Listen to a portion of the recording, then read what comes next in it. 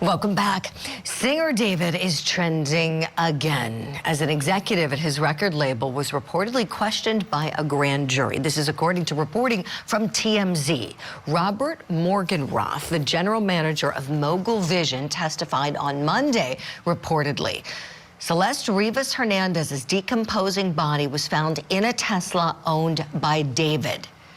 Was she killed? That's a burning question. TMZ is reporting that Mr. Morgenroth testified that, after testifying that the LA County Deputy DA, Beth Silverman, was, quote, very pushy on why I didn't call police. Morgenroth then responded, quote, I feel like I didn't have the responsibility to do that and just wanted to continue with the tour. Okay, the time frame here is unknown. At what time Mr. Morgenroth knew what, but we do know that Singer David was touring when Celeste's body was discovered in that Tesla that was left abandoned. We know the tour was called off then. David was cooperating, now he's not cooperating, and he's believed to be a suspect. So could this be a case of co-conspirators? That's a question. You know, was this young woman killed? If she was killed, did one person do it? Did multiple people do it? Or did she accidentally die? She was a minor. So was there a cover-up because a minor accidentally died here? Did multiple people cover it up? Let's dig into this with our very seasoned investigator guest. We have with us retired NYPD detective Tom Smith. He also is a co-host of the Gold Shields show and retired NYPD deputy inspector, the author of Once a Cop, and the host of Corey's Corner, Corey Pegues. Good morning to you both. Wonderful to have you on this case. Wow. As you know, this is so puzzling because it seems to me that a couple scenarios could have happened here. Corey, let me start with the one that's been in my mind for, since this occurred. Could this have been an accidental drug overdose, then covered up because this is a minor child? I would love to know your thoughts on that, if you think that drugs could have been at play in this case in some way. Well, good morning to you and Tom. First of all, we have to leave everything on the table at this point because we don't know. Could that be part of the scenario? Yeah, obviously, everything is open at this time, and Tom is a detective who did numerous investigations. He'll tell you, we're leaving everything on the table at this time, but I'm still stuck on her being stuffed into this car for all of this time and no one knew about it. So we have to really start there. How did she get into this vehicle? If it was accidental or it was a homicide, someone has to pay. Yeah, that's a great question. How do you go about getting an answer into how did she get in there? Detective Smith, let's hearken upon your many years of investigative work. Tell us, please, where you would start if you were assigned this case now. Wow, that's a great question. And you know, your opening statement, Julie, is it. You know, that's why we never really heard what was going on with this case, because I don't think they know. And the more you go about it, the more evidence is going to come up with interviews, data breaches, you know, with their phones and cell towers and all that. But where I would start was with the victim.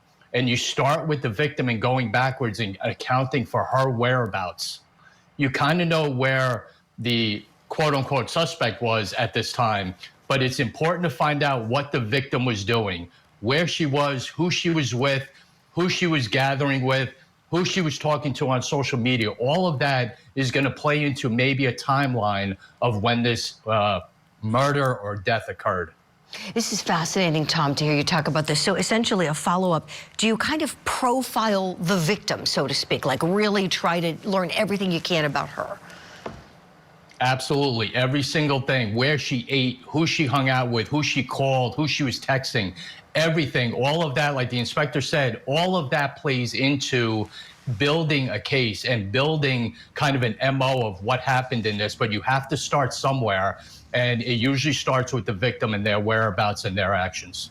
This is really helpful, Tom, thank you. We know that things were tense in that grand jury room, according to TMZ reporting. We know that it was apparently a very intense situation, and we know that At least one witness, according to TMZ's reporting, was uncooperative. So uncooperative, as a matter of fact, the idea was floated that she could possibly be arrested, or he could be, oh, it's a she could be arrested. So prosecutors are considering a body attachment to ask the judge to force this female witness to testify for the grand jury. In Pennsylvania right practice, it would be a material witness warrant, essentially is what it's called, where if somebody's unwilling to come in, you legally make them come in. The witness was a no-show, according to TMZ. It's unknown what this woman's connection is to the case. It's interesting to note that this woman is represented by the same attorney as that music label manager we were talking about, Robert Morgenroth. So that's David's manager, and he's represented by the same guy as this woman. All right, let's talk about what other questions you both have with this investigation. Corey, I want to go back to you. What would you say is the biggest question you have right now after, you know, all these weeks have passed and we haven't heard a peep? Well, the biggest question I have, even in the beginning of the case, is we need to get David into a room with detectives like Tom to drill down.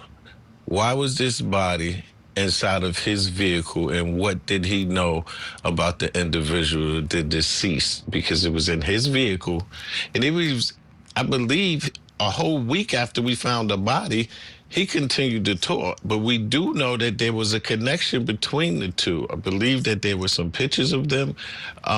We need to really drill down David to find out exactly what he knew, what was his connection with the young lady, and why didn't he leave the tour after finding out that a dead body is in his vehicle?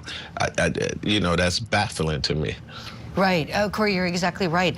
Tom, let's explore that more. So, yes, there's been a lot of speculation, as Corey noted, with pictures of the two of them that seem to be the two of them together, speculation that they may have been romantically involved. But we know she's a minor child. She's also a runaway. She repeatedly would run away from her home, and that became problematic, as we've learned at Court TV. So with David, Tom, has the ship sailed now that he's not talking? You know, initially he was helpful. Would you talk to us about the delicate process of not, you know, scaring away somebody that you may like for a death investigation? Yeah, it's very, you know, it's touch and go, and it all depends on their right to have counsel. You know, that's where it all hinges. But the one thing I want to say is I don't care as a detective where he was when the body was found. I want to know where he was when she was alive. That's the main part of this. Where, you know, where he was when she was found, I don't care. And the inspector's right. The more questioning that is done on people of the know, or might be in that inner circle of where he was. Listen, every celebrity, everyone in the public eye has an inner circle of people that they trust, they depend on, and they go to when they're in trouble. That's what has to be broken. They have to get in that inner circle, maybe not the suspect, but who else is around him that may have information about this. Oh, excellent points. Boy, you guys are awesome. Thank you so much for the excellent insights and for your service. Detective Tom Smith, Deputy Inspector Corey Pegues, thank you kindly. We'll speak again soon.